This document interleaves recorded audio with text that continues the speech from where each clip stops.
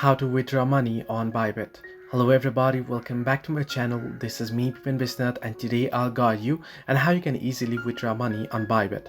Now, the process itself is quite simple and quite easy, so let me guide you through. First things first, you want to head over and log into your Bybit account.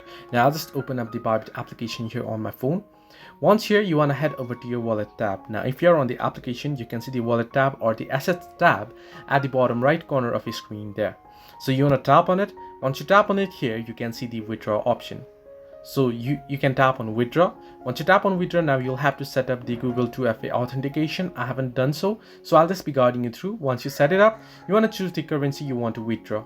Once you choose the currency, you want to enter the amount you want to withdraw, select the withdrawal method and enter the withdrawal address, and then click on the withdraw button.